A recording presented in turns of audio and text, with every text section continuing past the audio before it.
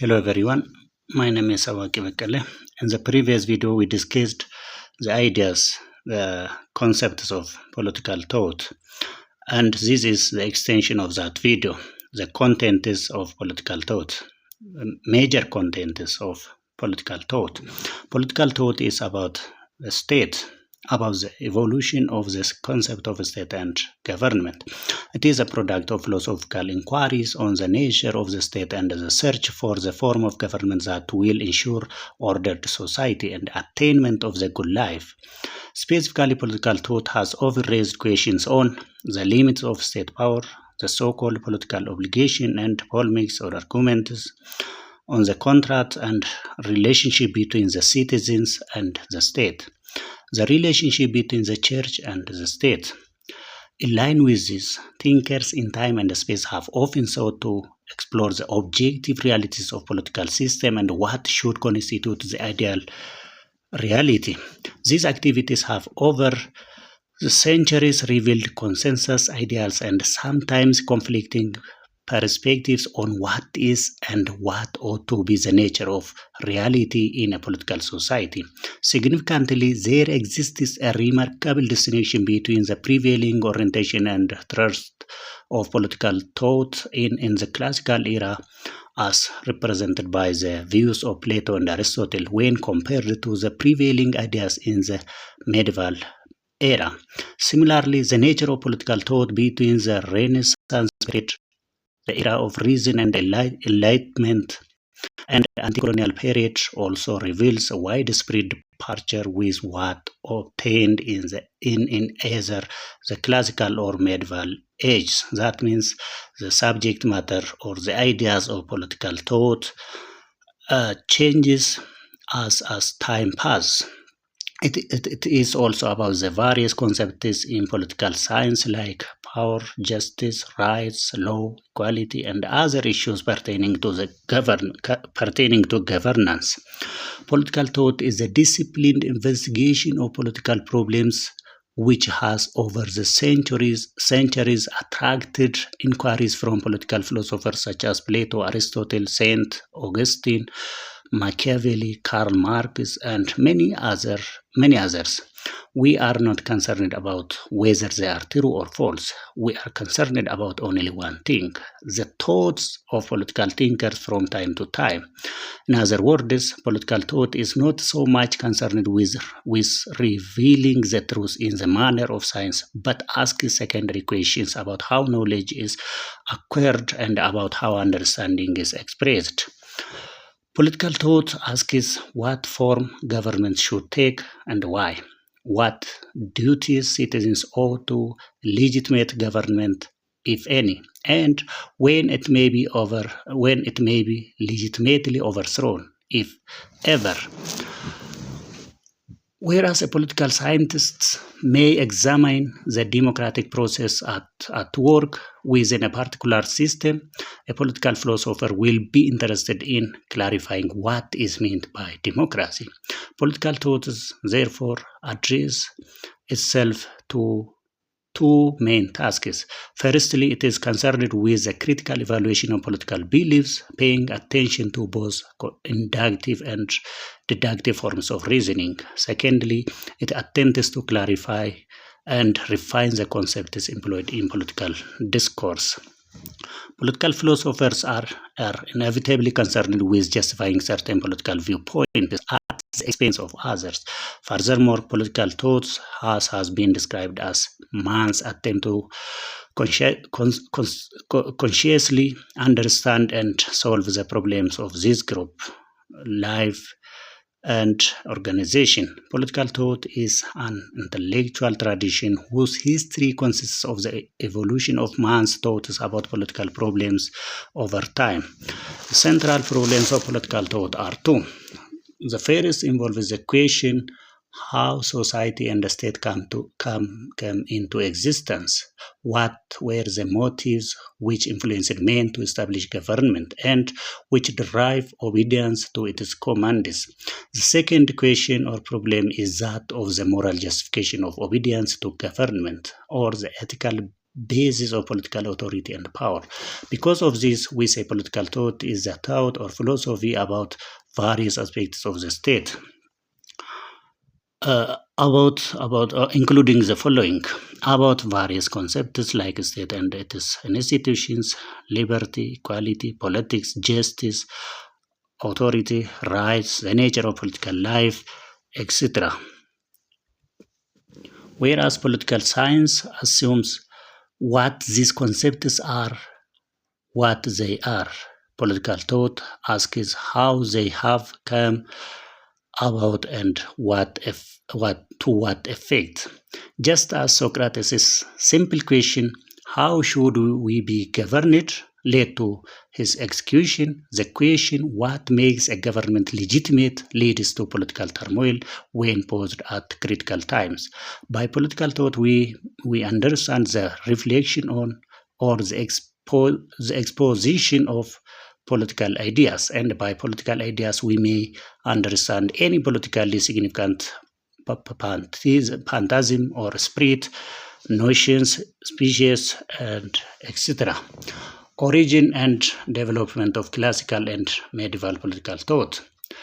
The history of political thought is part of the social origin in which politics itself has evolved. Therefore, the history of political thought is part of the social background or milieu or origin in which politics itself has evolved. It is concerned with the appreciation attempts made by some gifted individuals like Socrates, Plato, Aristotle, Niccolo Machiavelli, and many others.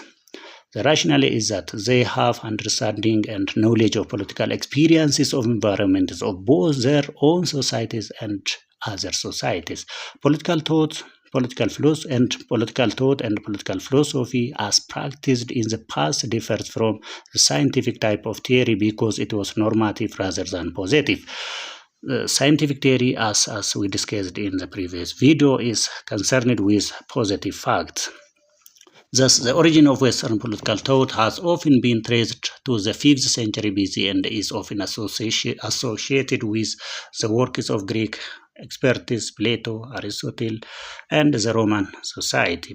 This is because the golden age of Athens or Pericles is often assumed to be the beginning of Western political civilization. Pericles here was the Athenian leaders when it was at its peak. Historically, Greek is the place where Europeans contacted or communicated the civilization of the ancient Middle East and where they crossed the threshold or edge of science, philosophy, and the political theory. Classical political philosophy covers themes like the political institutions and their origin, the concepts that interpret and organize political lives, such as justice and equality, the relationship between morality, ethics, and the nature of politics, and the comparisons between different constitutional arrangements or regimes. Greek politics was characterized by the existence of cities, city-states, or polis. Here, what is polis and Greek city-states? Features of Greek city-states, ancient Greek city-states, or polis.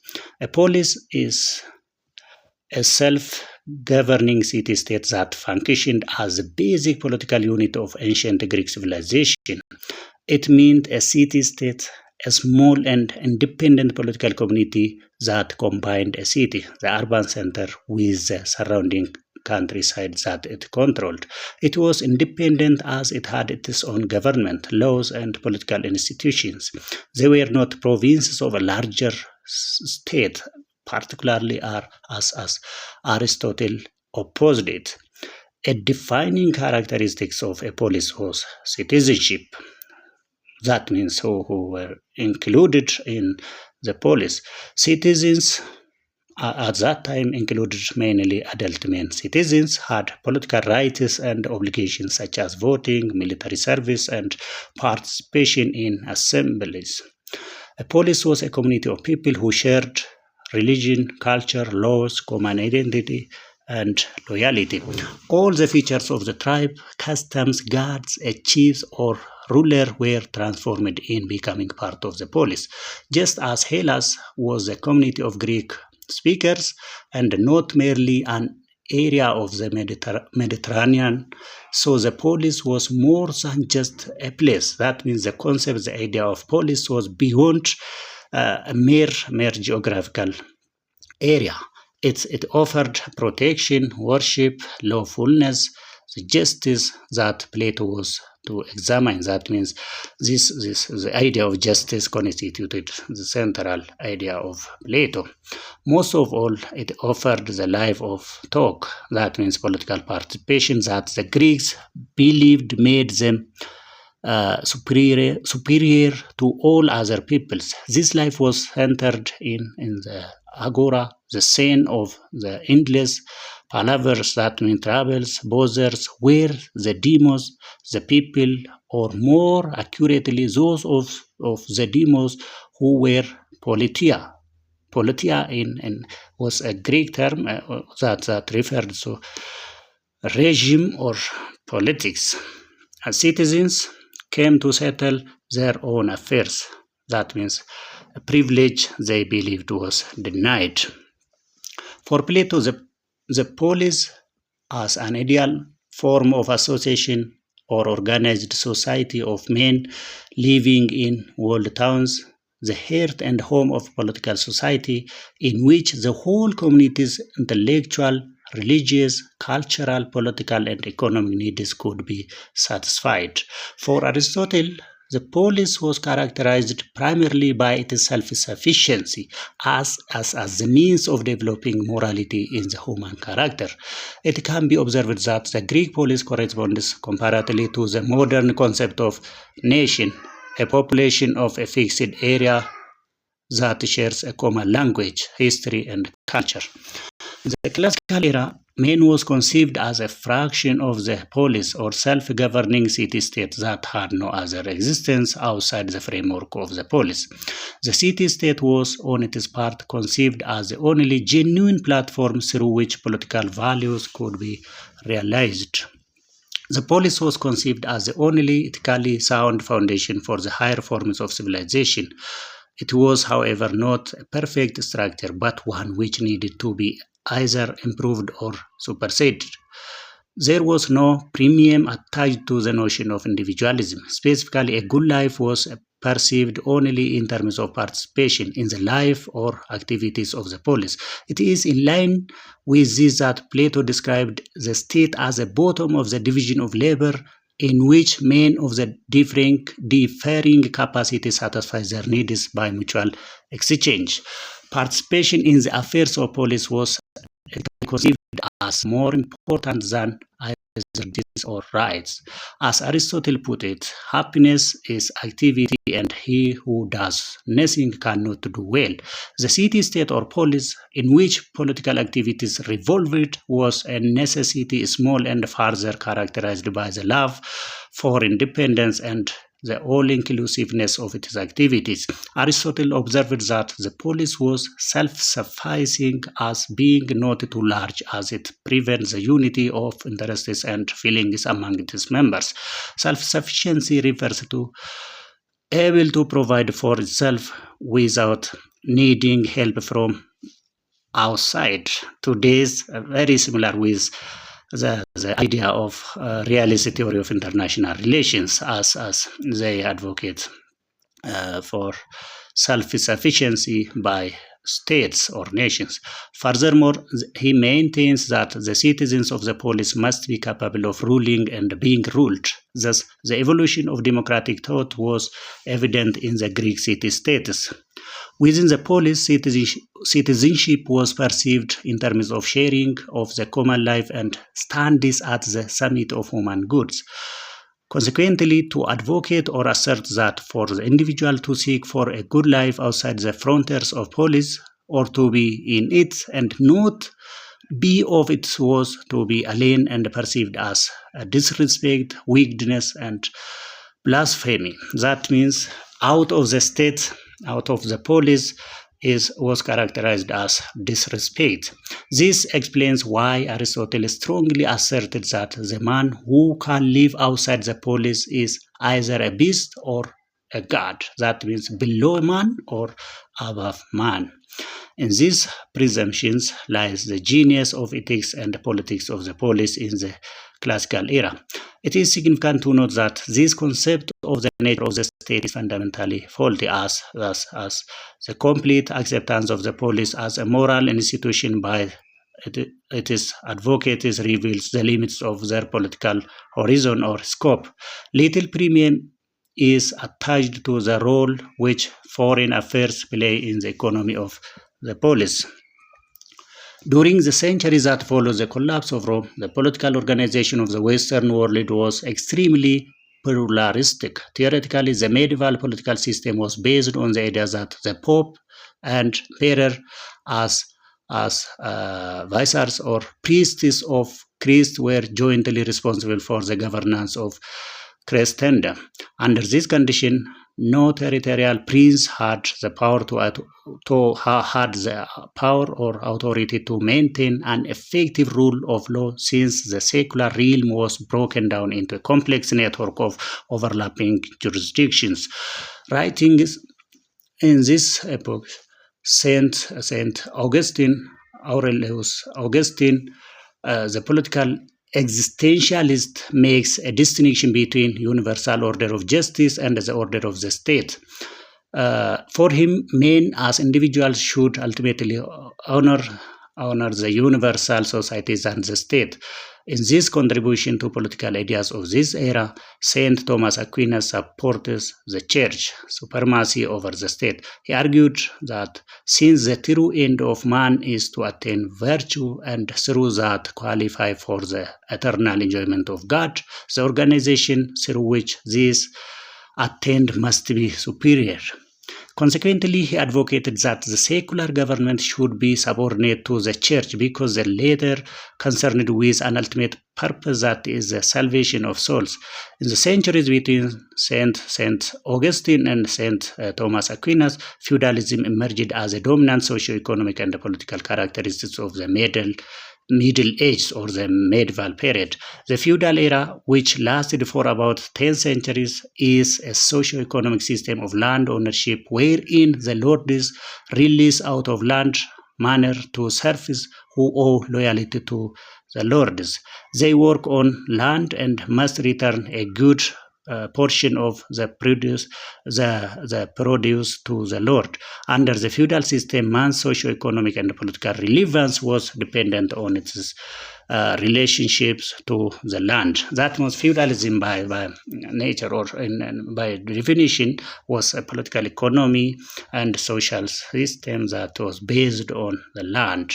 It is these features that characterize the trade in the medieval. Statements are made below the highlight the dominant philosophies of the epoch.